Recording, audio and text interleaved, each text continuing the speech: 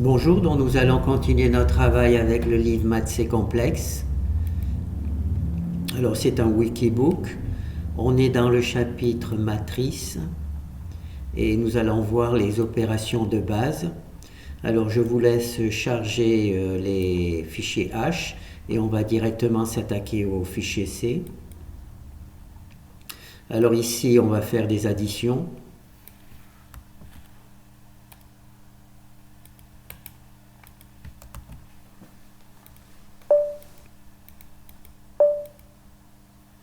Voilà, donc là on a une matrice A, une matrice B, et on fait A plus B.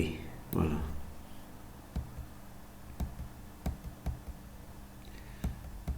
Voilà, donc là on a une matrice A. Alors il y a la partie, c'est des nombres complexes. D'accord.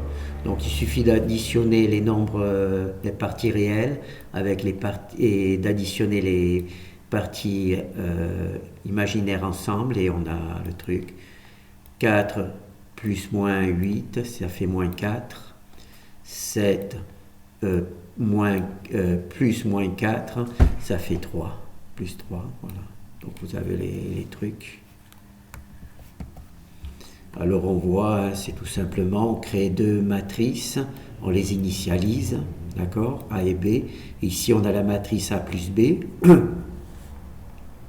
On imprime A, on imprime B, et ici on fait l'addition. Donc la fonction qui fait les additions des matrices, c'est add mz.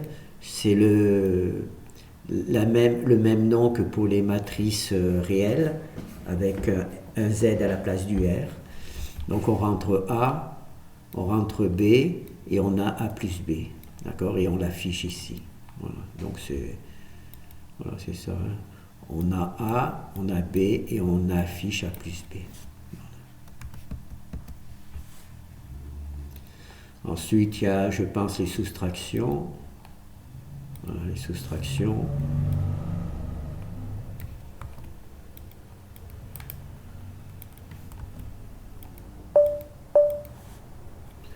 Voilà, donc on a une matrice A, une matrice B, on soustrait A moins B.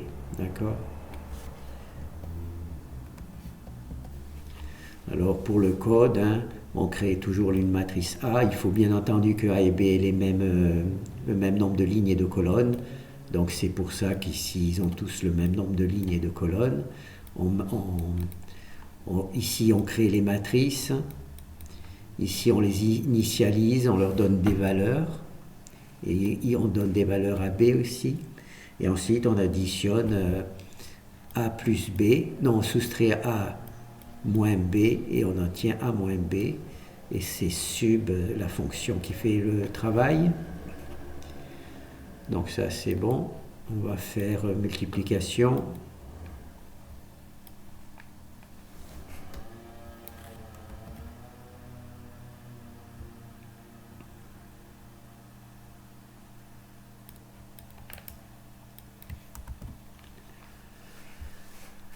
Alors là, il faut multiplier. Ce qui est important, c'est naturellement de vérifier que la multiplication est possible. Une manière de faire, c'est de faire comme ici, nombre de lignes, nombre de colonnes, et que la partie nombre de colonnes et la partie nombre de lignes soient le même chiffre. Ça permet d'avoir... et pour le résultat, naturellement, c'est les matrices, les valeurs extérieures. Donc on va voir le travail. Ça c'est juste pour présenter les matrices. Donc là on multiplie la matrice A par B et on a la matrice AB. D'accord.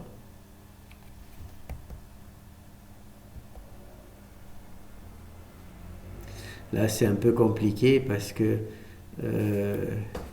on multiplie cette valeur-là par cette valeur-là, on obtient celle-là. On multiplie cette valeur-là par cette valeur-là et on obtient celle-là. Ensuite, on multiplie cette valeur-là par celle-là, on obtient celle-là. Et ensuite, on multiplie cette valeur-là par celle-là, on obtient là. C'est un peu déstabilisant puisqu'on multiplie deux nombres à la fois, alors qu'on a l'habitude plutôt de multiplier un nombre à la fois, mais c'est juste une question d'habitude. Alors là, c'est bon. Oui, on a vu la multiplication, hein, c'est la fonction, c'est multiplie, c'est tout simple. En A, B, ça donne AB. Voilà. Il suffit que les tailles soient correctes. D'accord. Alors là, c'est la multiplication avec des nombres au format scientifique.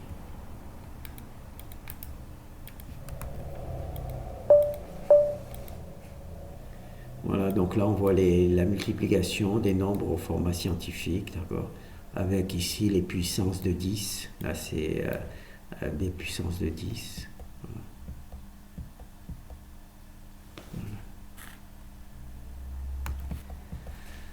Donc là c'est les multiplications. Ici on l'a vu, donc là c'est la puissance.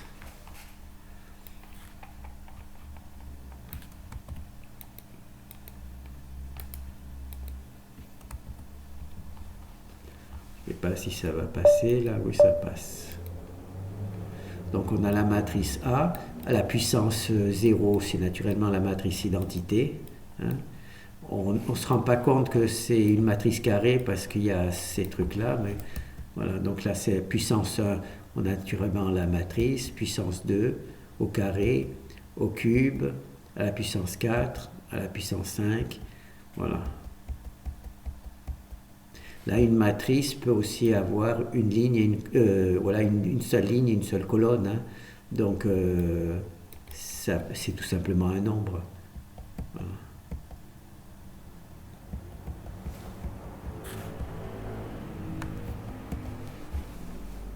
Donc là, il y a la fonction qui permet de calculer le carré, la puissance de la matrice. Ici, on rentre le n, c'est la puissance à laquelle on veut calculer la matrice A, et on obtient la matrice AN. D'accord. Voilà, la matrice A, la puissance n.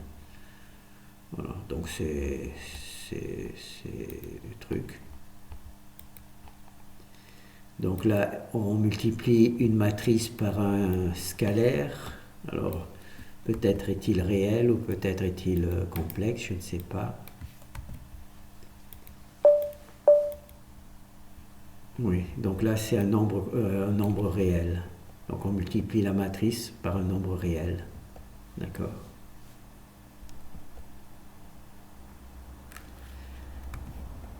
Donc c'est simple, hein.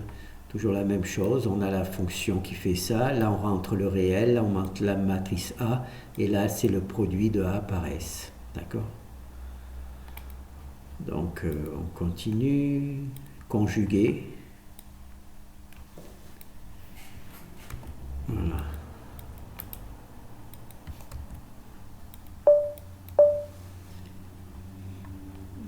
Alors, il y a une petite erreur. Ah oui, j'ai rajouté du texte en français. C'est normal, ça ne fait pas partie du programme. Alors là, on a notre matrice. Ah, donc quand on prend le conjugué, il y a le signe de la partie imaginaire qui change. Voilà. Par contre, là, le signe de la partie réelle ne change pas. Voilà. Encore une fois, tous les signes sont inversés dans la partie imaginaire. Voilà. Plus, moins, plus. Voilà. Donc ça, c'est le conjugué. Donc on crée donc une matrice, on crée son conjugué, et ensuite on applique la fonction conjuguée à la matrice A, et ça nous donne la matrice conjuguée. D'accord.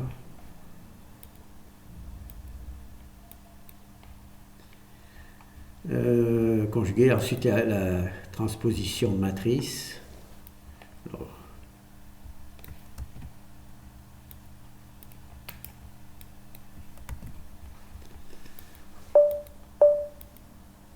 Alors ici on a une matrice, c'est une matrice ligne, et elle se transforme en une matrice colonne, tout simplement, c'est ça transposé.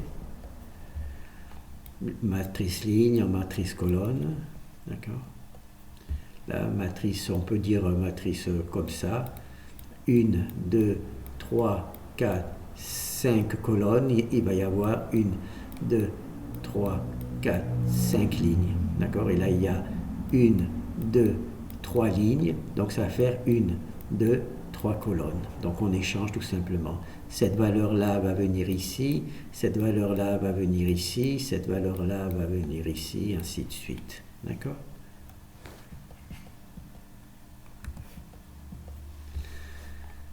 Alors là, on a la conjugaison, c'est une particularité des matrices complexes. Il y a la conjuguée transposée.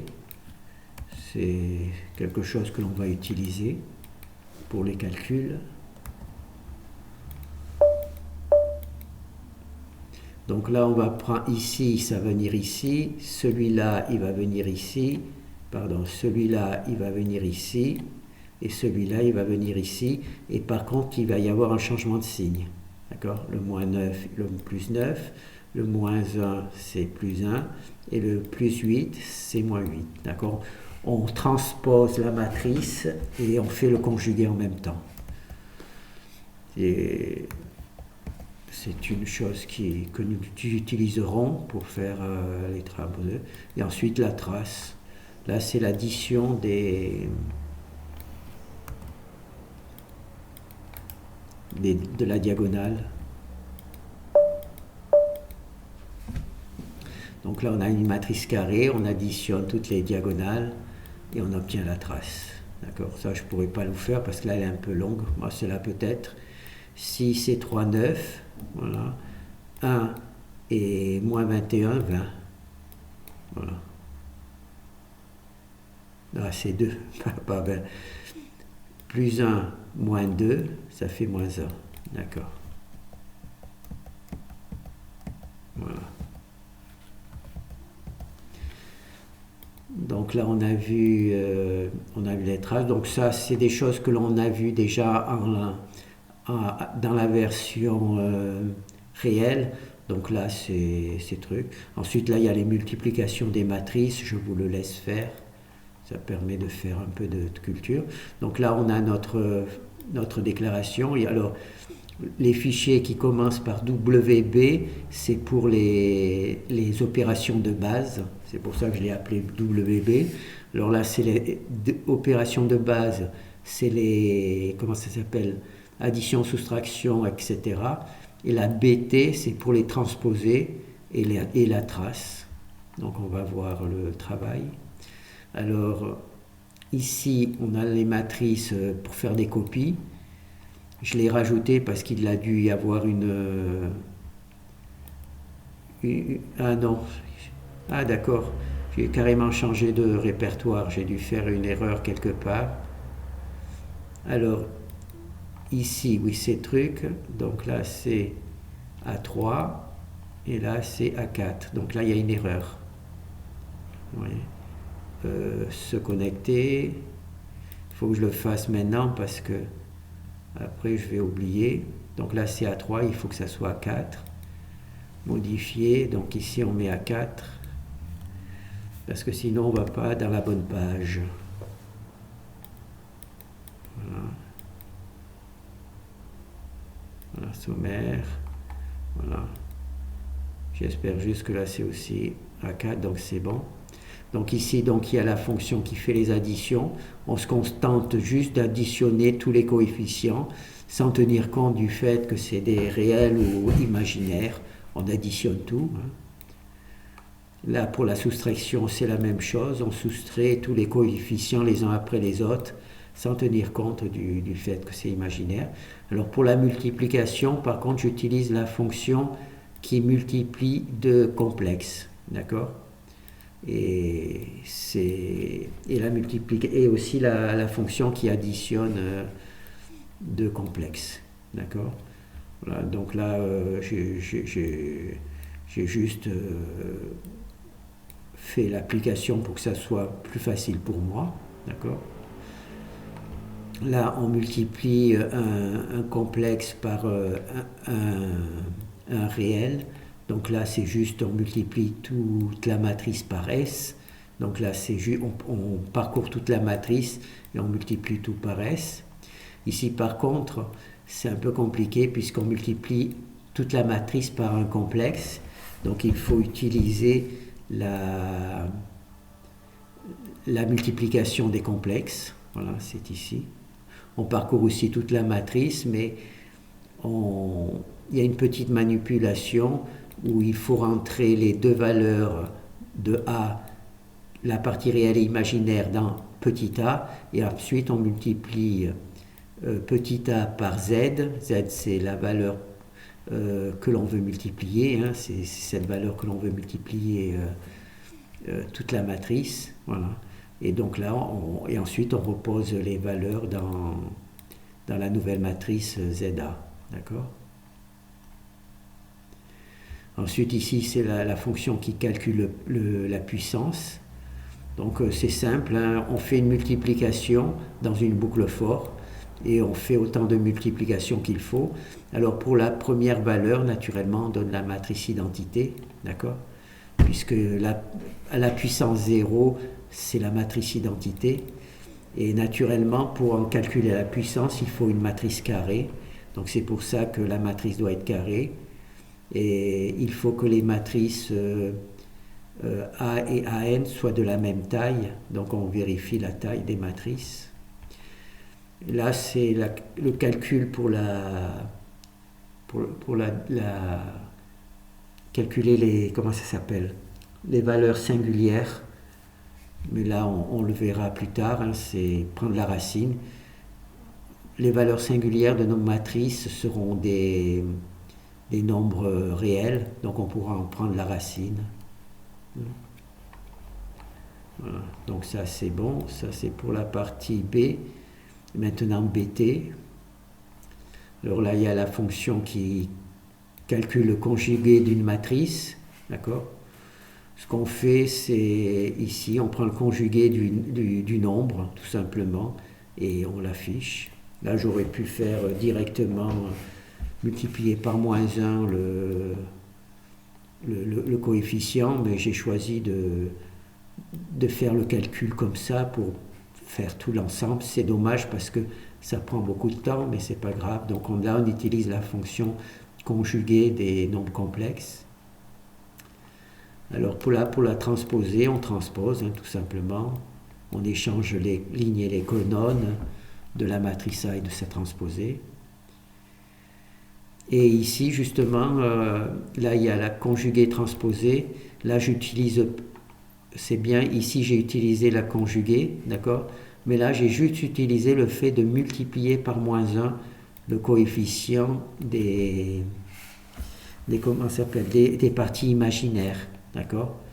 C'est pour ça que je dis que là, j'ai fait beaucoup de boulot pour rien, puisqu'il aurait suffi que je multiplie par -1 les parties imaginaires, mais enfin, j'ai préféré faire l'ensemble du travail correctement. Et là, par contre, j'ai vraiment fait la transposition, c'est-à-dire cette partie-là, et une fois que le travail a été fait ça, j'ai choisi de multiplier par -1, puisque c'est la C transposée, d'accord ? Donc là, c'était pour aller plus vite, hein, faire la même truc, et une fois multiplié par -1, et puis là, c'est la trace. Donc on additionne simplement toutes les... Et là, j'utilise la fonction